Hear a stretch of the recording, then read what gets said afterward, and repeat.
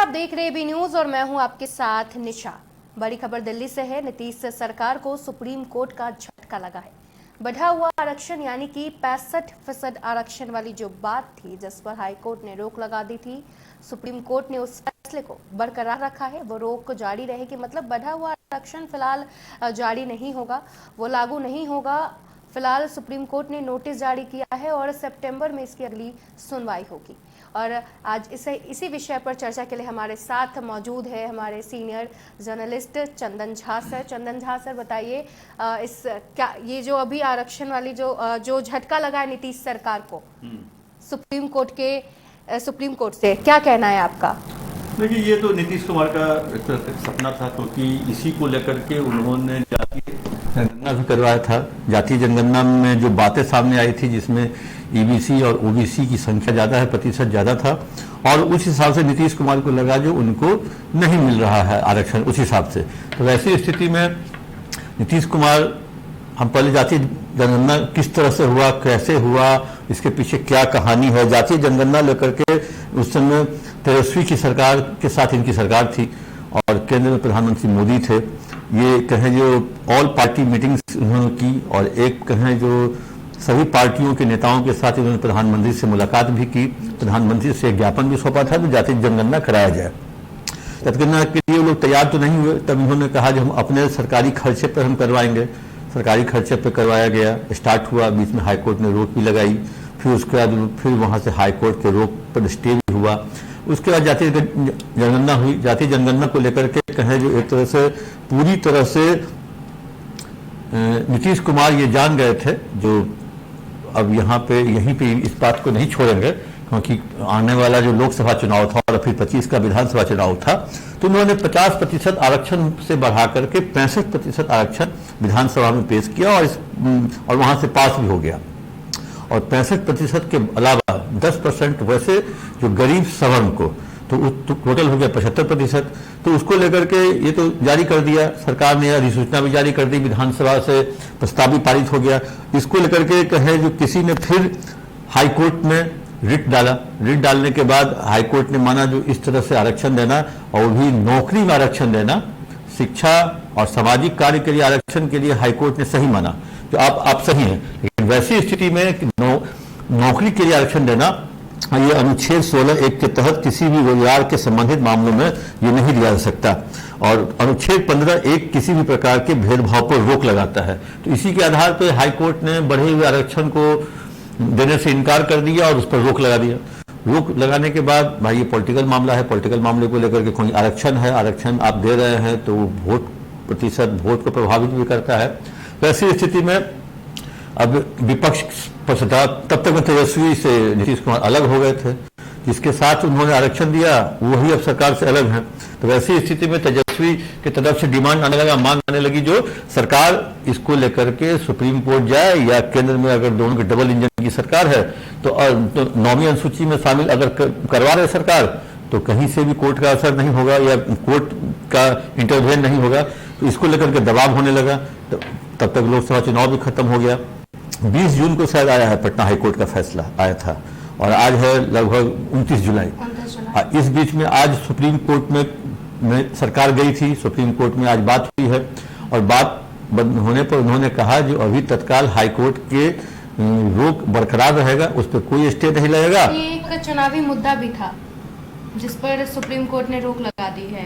मतलब हाँ, ये इसको लेकर के नीतीश कुमार जाते पब्लिक डोमेन में, जो देखिए हमने आपको आरक्षण दिया था, लेकिन क्या करें, अब कोर्ट से बड़ा तो कोई नहीं, कोर्ट ने रोक लगा दिया। आज सुप्रीम कोर्ट भी कहें जो एक तरह से मतलब रोक ही कर लीजिए, क्योंकि उन्होंने सुनने से इनकार कर दिया। अगला समय दिया है सितंबर में, और सितंबर में ये इनकी बात सुनी जाएगी। लेकिन जब एक हाईकोर्ट ने रोक लगा दिया तो सुप्रीम कोर्ट, मतलब जिस आधार पर रोक लगाया गया है वो आधार तो सुप्रीम कोर्ट में भी रखा जाएगा।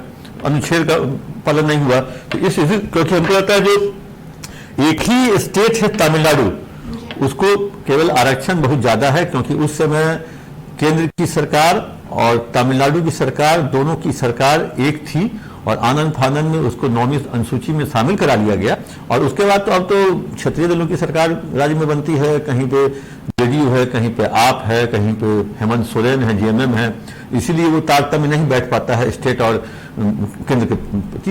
अब राजनीति यहाँ होगी, राजनीति अब यहाँ होगी तो तेजस्वी बहुत मुखर होकर बोलेंगे जब आपकी बात से केंद्र में नहीं सुनी जाती तब आप उनके साथ क्यों लगे हुए हैं। जब आप लगातार कह रहे हैं जो 9वीं अनुसूची में इस बढ़े हुए आरक्षण को शामिल करना है तो इसका मतलब आप ईबीसी और ओबीसी के वोटरों को ठग रहे हैं और इसको लेकर के दबाव रहेगा। और नीतीश कुमार की भी इच्छा है जरूर जो 9वीं अनुसूची में शामिल हो जाए तो जो बढ़ा हुआ आरक्षण है वो आरक्षण उनको मिल जाएगा तो हम जनता के पास जा सकते हैं ये कहने के लिए। तो लेकिन आज जो झटका लगा है नीतीश कुमार को सुप्रीम कोर्ट से, इस सब में तो तेजस्वी यादव को बड़ा मुद्दा मिल गया है क्योंकि तेजस्वी यादव अब कह रहे हैं कि नीतीश कुमार सिर्फ जनता को बेवकूफ बना रहे आरक्षण के नाम पर।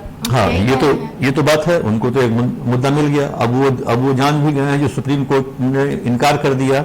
अब नीतीश कुमार के पास एक ये रहेगा मामला जो सितंबर तक का टाइम दिया है सुप्रीम कोर्ट ने, तो अब वो केवल इतना ही कह सकते हैं जो अगली तारीख में केंद्र सुप्रीम कोर्ट क्या निर्णय लेती है, क्या फैसला लेती है, तब तक तो हम चुप रहेंगे, तब तक अपनी मांग हम नहीं रखेंगे केंद्र पर। मतलब उनको अगस्त और सितंबर 2 महीने का ग्रेस पीरियड नीतीश कुमार की सरकार को, नीतीश कुमार को मिल गया है। और वो नीतीश कुमार जी भी जान रहे हैं जो केवल ग्रेस टाइम मिला है क्योंकि सुप्रीम कोर्ट जो है हाई कोर्ट के फैसले को पलटने से, मतलब ये तो हो सकता है पलट भी दे या नहीं भी पलटे, लेकिन हमको नहीं लगता है जो सुप्रीम कोर्ट में भी इस पे बहुत कुछ होने वाला है। इसमें अगर होना है तो प्रधान लोकसभा में जब तक ये प्रस्ताव नहीं जाएगा जो बिहार में बढ़े हुए आरक्षण को 9वीं सूची में शामिल किया जाए तब तक ये नहीं हो सकता है। ये करेंगे प्रधानमंत्री नरेंद्र मोदी, उनके लोकसभा के सदस्य, और उनसे करवाएंगे नीतीश कुमार। सर तो जब नीतीश कुमार गठबंधन के साथ थे तब तो नरेंद्र मोदी को मतलब कि एनडीए को इस बात से आपत्ति थी, लेकिन अब एनडीए में है नीतीश कुमार, तो क्या अभी भी आपत्ति होगी? अभी भी आपत्ति तो होगी ही, नहीं तो अभी तक तो कर लिया जाता। अब तो नीतीश कुमार के जो एनडीए के सहयोगी हैं चिराग पासवान, जो वो भी डिमांड कर दिए हैं, ये तो बिहार में हुआ है, पूरे देश में जाति जनगणना होनी चाहिए लेकिन उसके आंकड़े सार्वजनिक नहीं होने चाहिए क्योंकि सार्वजनिक होने पर अपने अपने हिसाब से लोग उसको तय करते हैं, उसी हिसाब से वो राजनीति करते हैं, उसी हिसाब से कैंडिडेट चुनते हैं और उसी हिसाब से समाज में वैमनस्य भी फैलता है। अब जो भी वैमनस्य फैलता है उसका एक कारण वो भी है। वैसे हम आपको बता दें जो बिहार में कितनी आबादी किसकी, अति पिछड़ा 36%, पिछड़ा 27%, अनुसूचित जाति 19%, अनुसूचित जनजाति 1% और सामान्य जो सवर्ण कहे जाते हैं वो लगभग 15.5%। और फिर जो हुआ एक तरह से कहें जो, और आपको एक आंकड़ा और हम बताते हैं जो किस तरह से आरक्षण मिला है आपको। आरक्षण 50% तो था ही पहले से, उसको बढ़ा के 65 किए, जिसको लेकर के बहुत तरह से अब नीतीश कुमार के पाले में गेंद है। नीतीश कुमार आज बैठ के मंथन भी करेंगे और मंथन करने के बाद कहे जो एक तरह से कुछ निर्णय भी ले सकते हैं, दबाव बढ़ाएंगे केंद्र सरकार पे, और केंद्र सरकार पर दबाव बढ़ाने के क्या फायदे और क्या नुकसान होंगे वो, क्योंकि नीतीश कुमार बहुत ज्यादा कुछ कर नहीं सकते हैं। तो सर अगर ये दबाव नहीं बढ़ाते तो सीधे सीधे फिर तेजस्वी यादव को इसका फायदा मिल जाएगा। हाँ, तेजस्वी यादव चीख कर चिल्ला कर बोलेंगे जो देखिए नीतीश कुमार ने कल आपको मतलब जो आई वॉश किया है, बरगलाया है। पहले तो एक तरफ से आरक्षण बढ़ाते हैं, फिर हाई कोर्ट के द्वारा आरक्षण घटवा भी देते हैं, उसका सुप्रीम कोर्ट जाते भी हैं क्योंकि इनको पता था जो सुप्रीम कोर्ट इनकी बात नहीं सुनेगी, क्योंकि लोग कहते थे तो सही में सुप्रीम कोर्ट इनकी बात नहीं सुनेगी और वैसा ही हुआ भी, और सुप्रीम कोर्ट ने इनकी बात नहीं सुनी और सुप्रीम कोर्ट जो है अगला डेट दिया है। अब तो है वो, अब तो केवल ये है केवल जो अब प्रधानमंत्री नरेंद्र मोदी के पाले में गेंद है। अब प्रधानमंत्री नरेंद्र मोदी किस तरह का निर्णय लेते हैं अब वो आगे आने वाला समय बताएगा, लेकिन एक चीज तो है जो प्रधानमंत्री नरेंद्र मोदी से अपनी बात मनवा लें नीतीश कुमार, ऐसा संभव नहीं है क्योंकि ये अगर इस स्टेट में होगा तो और कई स्टेट जिनकी बैसाखी पर सरकार चल रही है वो भी अपनी अपनी मांग को लेकर के ऐसे ही आते रहेंगे। आपने देख लिया जो विशेष राज्य का दर्जा मांगते रह गए, नहीं मिला, पैकेज मिल गया, पैकेज मिल गया। अब पैकेज मिलने के बाद नीतीश कुमार जो अपनी मांग कर रहे थे, लगातार बोल रहे थे हमको चाहिए, लेकिन उन्होंने कहा चलिए कुछ तो मिला ना जिससे बिहार का विकास होगा, मतलब बैकफुट पे नीतीश कुमार आ गए। तो नीतीश कुमार केंद्र सरकार के मतलब आंख दिखा सकते हैं लेकिन उससे आगे कुछ नहीं कर सकते हैं, क्योंकि उनके साथ अमित शाह जैसे लोग जो हैं, जो ऑपरेशन लोटस के लिए माने जाते हैं, उनके लिए महारत हासिल है, तो वो कोई बड़ी बात नहीं जो नीतीश कुमार यहाँ बैठे रहे और इनके सांसद अचानक से केंद्र में और संसद में कमल थाम ले। इसलिए नीतीश कुमार ज्यादा कुछ करेंगे भी नहीं। अभी आरक्षण का मुद्दा अब ये स्टेट के चुनाव पॉलिसी में आ जाएगा, चुनाव प्रचार में आ जाएगा, और अब चुनाव में 1 साल ही बाकी है। 1 साल के दौरान अगर नीतीश कुमार इसको सुप्रीम कोर्ट से लागू करवा पाने में या 9वीं अनुसूची में सफल नहीं होते हैं तो नीतीश कुमार के लिए परेशानी का कारण ये बन सकता है ये जो मुद्दा। और इस सर 15 तारीख से तेजस्वी बिहार के यात्रा पे हैं सभी जिलों में, तो उनको तो वो मुद्दा मिल जाएगा। अब ये इसी मुद्दा को चीख कर जनता को बताएंगे, और अभी विधानसभा चुनाव का भी टाइम आ रहा है। अगस्त में उन्होंने कहा था जो 15 अगस्त के बाद निकलेंगे, और आज हमने कहीं तो अखबार में खबर भी छपी है जो 17 अगस्त से वो निकल रहे हैं और वैसे वैसे जगहों पे जा रहे हैं, और कहें जो उनको सब जिला कवर करना है, मतलब कहें जो तो सर ये कहीं ना कहीं ये बड़ा मुद्दा ये विशेष करके ये उठाएंगे। अभी तो उनके पास आज भी उन्होंने ट्वीट किया है जो जिस तरह से बिहार में बढ़ा है अपराध, आज उन्होंने 35-40 घटनाओं का जिक्र किया है, और वो घटना सही में हुई है क्योंकि अखबारों की सुर्खियां बनती हैं।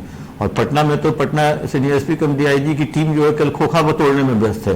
तो अपराध, भ्रष्टाचार, पुल जो गिरा वो, और ये बढ़ा हुए आरक्षण को नहीं वापस करवा पाना या 9वीं अनुसूची में शामिल नहीं करना, ये तेजस्वी को का एक बड़ा मुद्दा हो सकता है, और मिल भी गया है, हो सकता नहीं है। और मतलब पुल गिरना, भ्रष्टाचार, आरक्षण और उसके बाद बढ़ा हुआ आरक्षण। और एक मुद्दा और है जो इनके जो कुछ आईएएस अफसर के यहाँ ईडी का रेड हुआ है, वो भी भ्रष्टाचार से जुड़ा हुआ मामला है। और 95 करोड़ का फार्म हाउस मिलना, मर्सिडीज गाड़ी गिफ्ट में मिलना, स्मार्ट मीटर की कंपनियां दे रही थी मर्सिडीज गाड़ियां।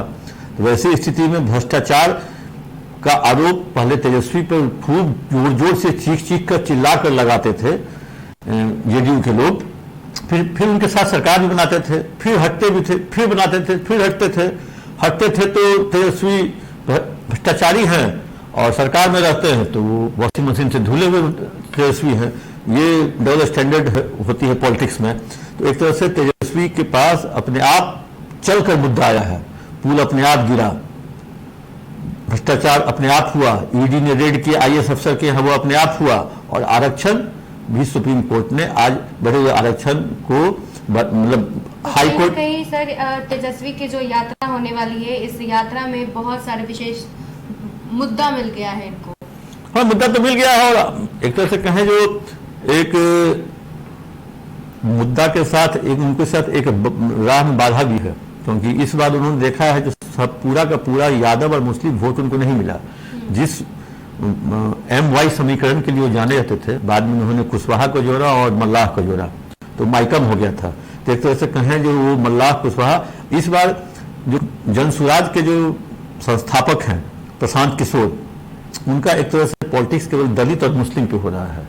दलित वोटर जो चिराग पासवान का वोटर है, ईबीसी वोटर जो बीजेपी का कोर वोटर, और मुस्लिम वोटर जो लालू प्रसाद यादव का, बहुत मतलब सभी राजनीति कर रहे हैं प्रशांत किशोर, क्योंकि वो जान रहे हैं कि जब तक लालू यादव है तब तक यादव उनसे नहीं बिदकेगा, उनको हम नहीं तोड़ पाएंगे।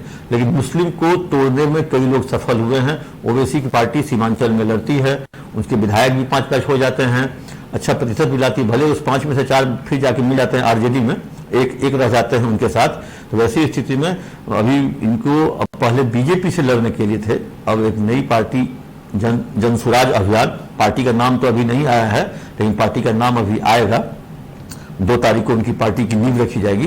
तो वैसी स्थिति में तेजस्वी को ये मौका मिल गया है, और नीतीश कुमार पर प्रेशर भी रहेगा, उनके पार्टी के भीतर नहीं, विपक्ष की तरफ से प्रेशर रहेगा, जो आप प्रधानमंत्री से बात कीजिए, आरक्षण दिलवाइए, और इसको लेकर के प्रधानमंत्री पर दबाव डालिए बिहार के मुख्यमंत्री, लेकिन बिहार के मुख्यमंत्री अब इस कदर अब रहे नहीं जो दबाव डाल सके, क्योंकि जो उन्होंने मांगा था, मंत्रालय मांगा, इनके दो लोग मंत्री बन गए केंद्र में, उसके बाद पैसा मांगा, पैकेज मांगा, वो भी मिल गया।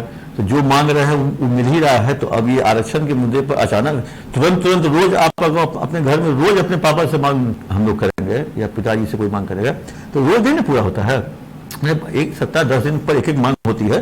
तो अब ये फैसला है और सुप्रीम कोर्ट के इस निर्णय के बाद अब नीतीश कुमार आगे क्या करते हैं अब वो देखने वाली बात होगी। फिलहाल अभी के लिए बस इतना ही, और आपकी क्या राय है इस पे हमें कमेंट के जरिए जरूर बताइएगा और हमारे चैनल को सब्सक्राइब करना ना भूलें। धन्यवाद।